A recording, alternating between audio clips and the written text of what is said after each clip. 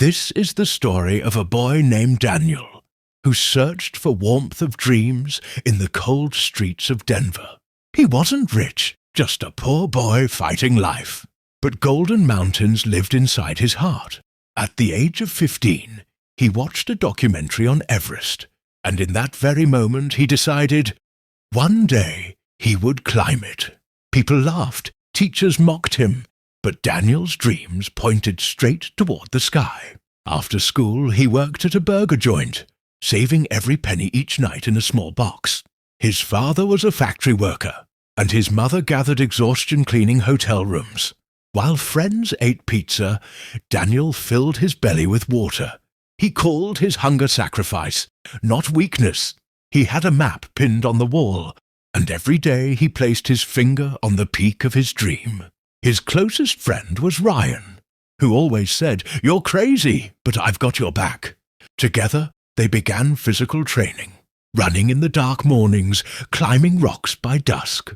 They fell many times, got bruised and scarred, but never let their dreams bleed away. Finally, after 6 years, Daniel bought a ticket to Nepal, a single step toward the vow he made in childhood. He reached the base camp. Heart pounding, eyes teary, the mountain stood before him, like a childhood giant awakened. The journey began, heavy steps but bright resolve, each breath filled with icy sting, but fire burned in his will. On the 4th day, the weather turned, the sky cracked. A storm came, and white death covered everything. Ryan slipped into a crevasse.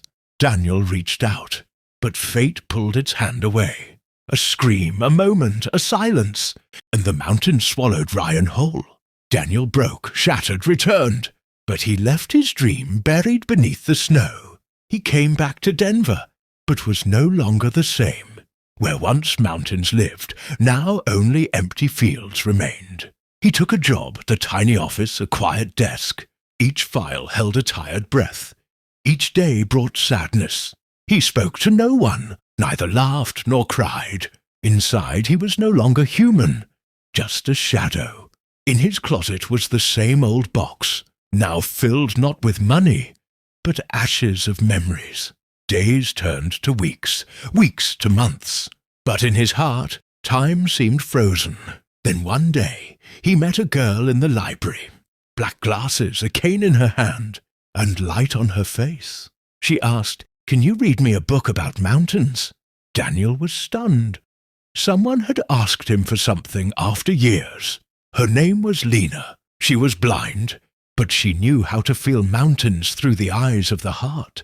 She came every day, and Daniel would read mountain stories to her, hiding his pain within each page. One day Lena asked, "Have you ever climbed a mountain yourself?" Daniel went silent, like an old wound had opened. Next morning he pulled out his old diary, and after years wrote a new line.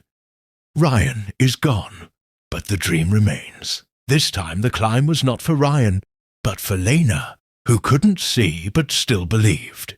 Daniel pulled out his old shoes, now coated in the dust of time.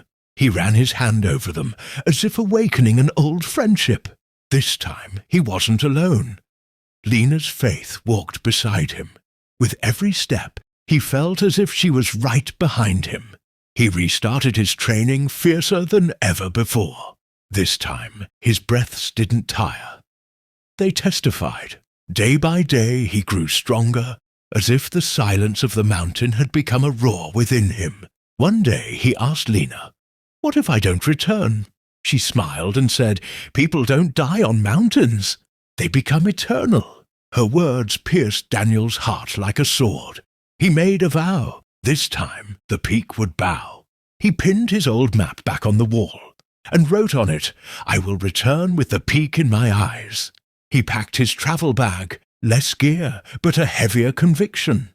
Inside it, he placed a photo of Ryan and a postcard for Lena. Landing in Nepal, he breathed in the familiar wind, as if the mountain had recognized him. At base camp, everyone admired him, but he kept looking up, silent, determined.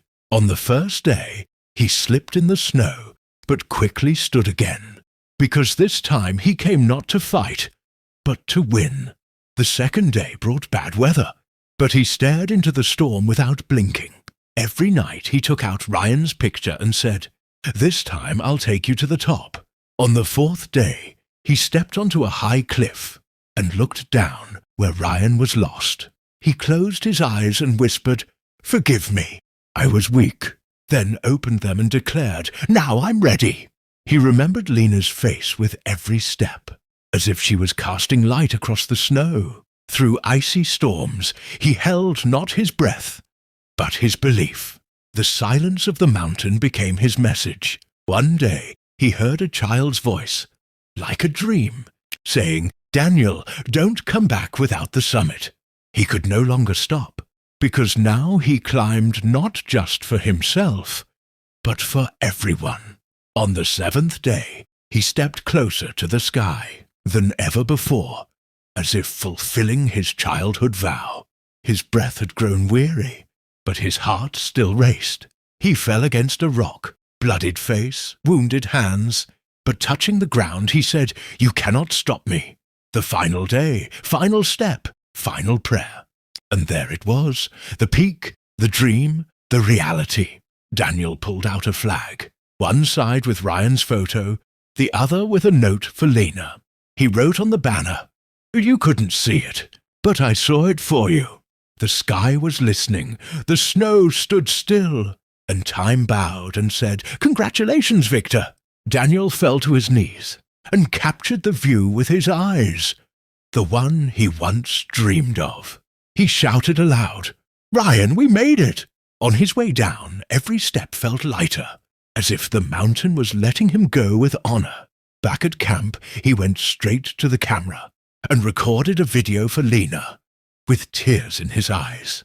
"Lena, I saw the mountain for you, and it's more beautiful than even you imagined."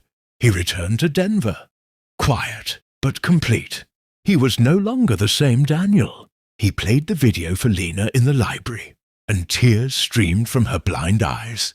She said, "I saw something, not with my eyes, but with my heart. I touched the mountain." From that day, they began telling mountain stories to children every week, of dreams, of defeat, and of rising again. Daniel opened a school and named it Unseen Peaks Foundation.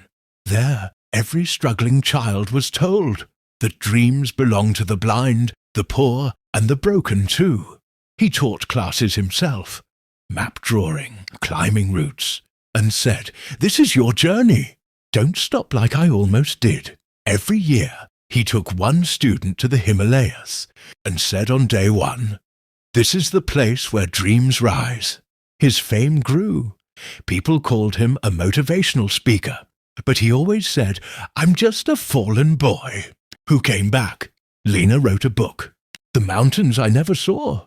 The book was read around the world, becoming a light for blind children. One day, a little girl came and said, "I want to be like Lena." Daniel smiled and said, "Then from today, you're a daughter of the mountains." Now, Unseen Peaks was a mission, reviving dreams that once collapsed. Every day, Daniel wrote on the school wall, "Mountains are those that call your heart."